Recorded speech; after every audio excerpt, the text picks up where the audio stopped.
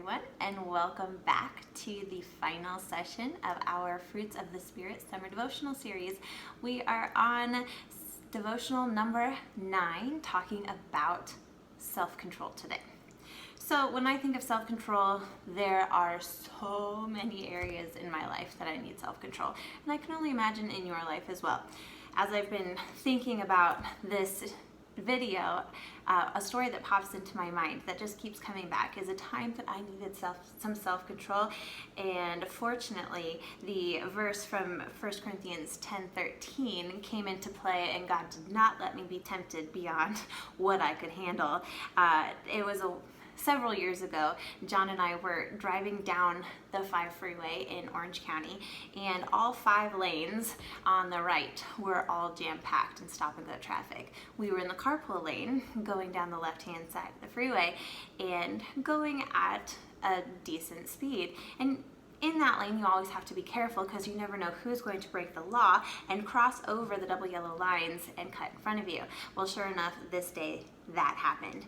And somebody pulled in front of us and we had to slam on our brakes. And our brakes did not work as well as maybe they would have under other circumstances. And we ended up sideways.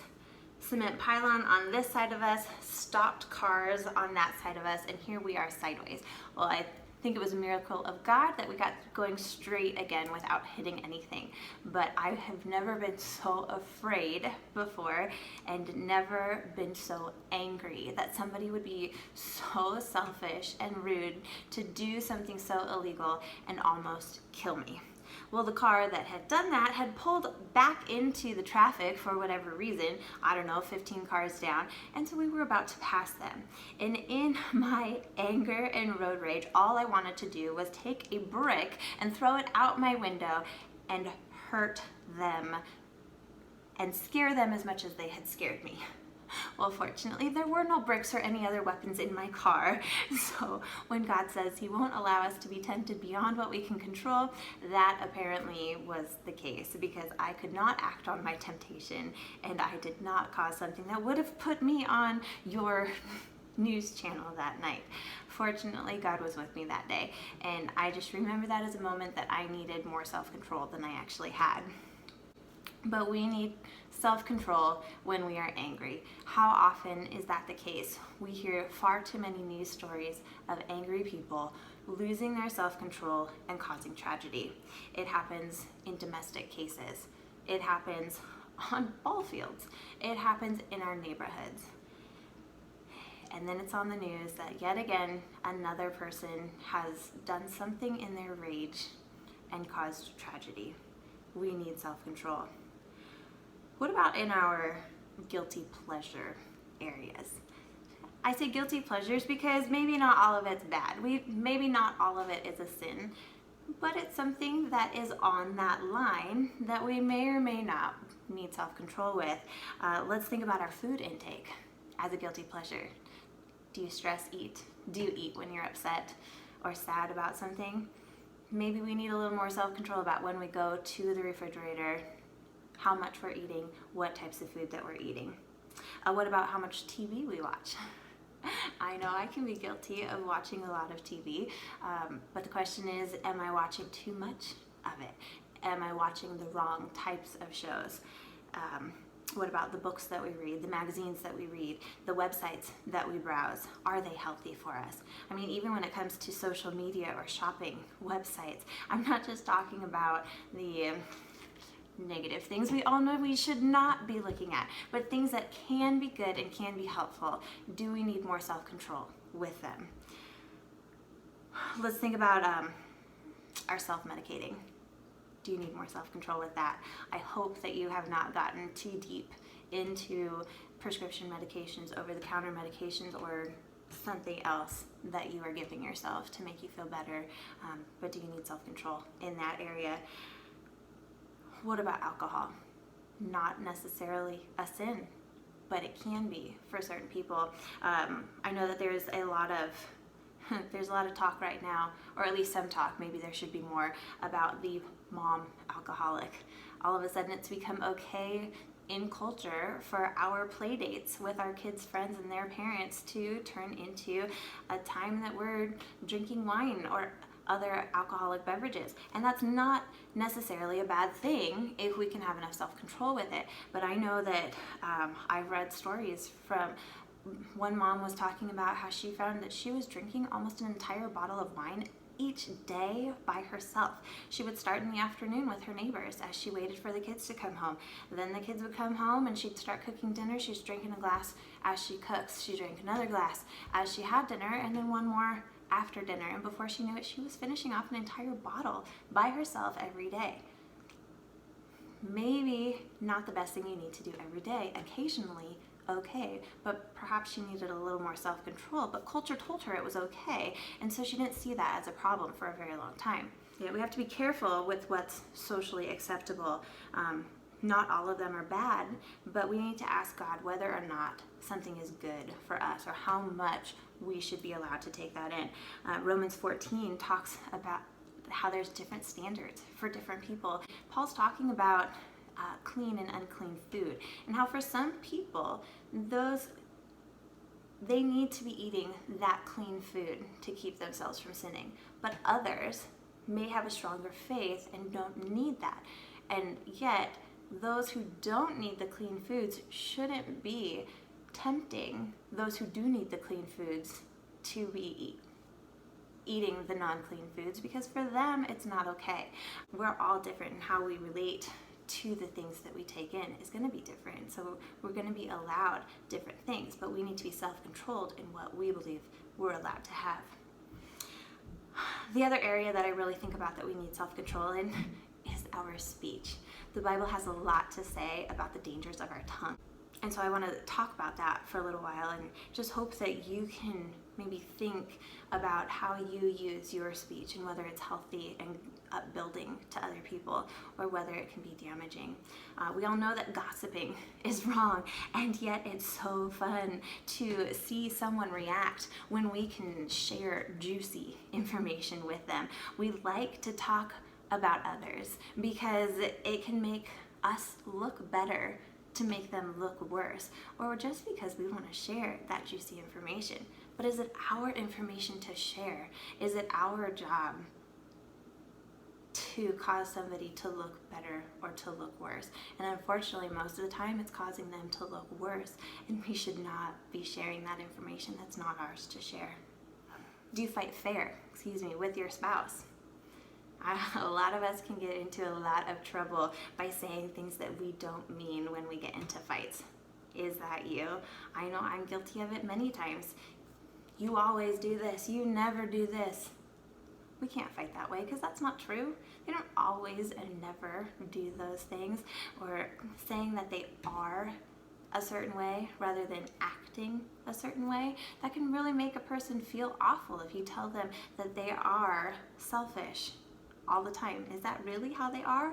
I'm sure that there are times that they are not selfish, and so we can say instead, you're acting selfish right now, and maybe that can help. We don't want to spew accusations. We don't want to be exaggerative. We don't want to be abusive in the way that we fight. It takes self-control to keep from defending every claim that comes against us. There are times when we don't need to defend ourselves because they're not going to listen, and we don't need them to have the best view of us when we know that God knows the truth. Let's look at how Jesus responded when he was being verbally attacked. In Mark, it talks about how when Jesus went up to the high priest, many came forward falsely testifying against him. And even the high priest asked him, "Are you going to defend yourself? What do you have to say against these accusations on you?" And it says that Jesus said not a word. Part of it was just because he knew he needed to go to the cross. He knew God knew the truth, and he knew it wasn't going to do him any good. That comes out of Mark chapter 14, verses 57 through 61. Jesus did not defend himself, so we don't need to defend ourselves every time. Another time that we're trying to control our tongue might be when we're telling jokes or trying to take a quick jab to get a laugh. I remember as a teenager, there were times that I would make witty comments to other people, and it did not always go well. The first time I might get a laugh, the second time I would get a pity laugh, and the third time I'd get an annoyed look. Are you going to continue doing that because it's not funny anymore? And fortunately, I had enough self-awareness that I could see how other people were reacting to me, and I realized that I needed to stop and control my tongue. But unfortunately, by that point, I had said too much. It was no longer funny, and now I looked bad from it, and that was embarrassing for me. Fortunately, over the years, I've gotten better at holding my tongue, and if I'm honest, I keep a lot of very sarcastic comments in my head. It's not a good thing, and a lot of times those comments slip out, and then I feel kind of dumb because it wasn't as funny out loud as it was in my head.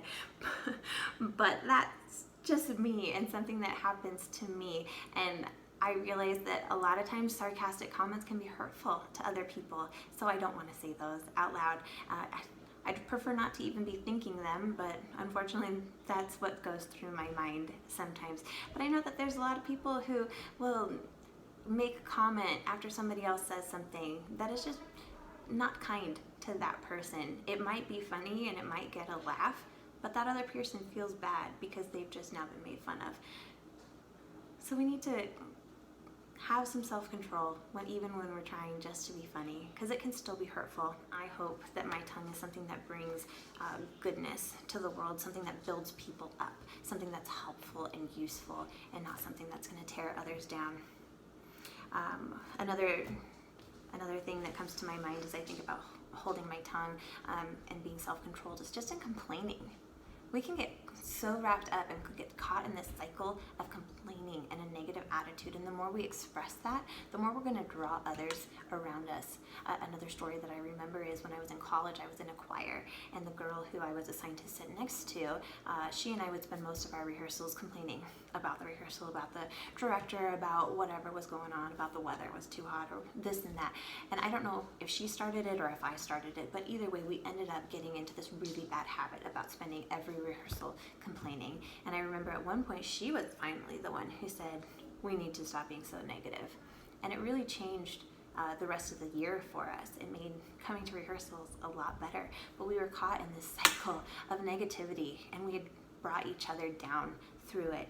You can see that with kids. If there's a really negative kid, a kid who just doesn't seem to enjoy the things around him or doesn't take pleasure in simple things and complains that everything's boring or nothing's good enough, I'm not very surprised usually when I meet the parent and see the same kind of behavior from them. The parents complaining, the parent never being satisfied causes the child to never be satisfied either. And that's just too bad. Kids shouldn't grow up that way. They should enjoy the simple things. So complaining and negative attitudes really can cause a bad cycle that we can get into. So we need self-control in every area of our life. I want you to think about these areas: your anger, your guilty pleasures, your speech. Are you intentionally using your self-control in those areas? The good news is, as we read in 1 Corinthians 10:13, God will limit our temptations. He won't let us be tempted beyond what we can handle. Temptation is what causes us to lose our self-control, but God is there limiting that, giving us the strength and the power to be self-controlled. And we're not alone. Everyone else has faced temptations, and they've either been successful or they have failed through them. But they can relate to what you're going through. So we can talk about it. We can be honest with each other when we've lost our self-control, when we've flown off the handle, and we can ask for help and for guidance and advice from other people. But even more, Jesus knows our temptations. Hebrews 4, chapter 4, verses 15 and 16 say that Jesus has experienced every temptation that we have, and yet he didn't sin. That doesn't mean he's judging us because we have sinned. He knows our weaknesses. He knows how hard it is to resist those temptations because he faced them. And only because he was God was he able to withstand them. So he becomes our mediator, our high priest that's going to God and fighting for us and explaining what we're going through. So we can go to Jesus and we can ask him for help. And that is why we're talking about the fruits of the Spirit, because the more that we ask for Jesus' help, the more his Spirit in us is going to develop these fruits of the Spirit and give us more strength to have that self-control that we need.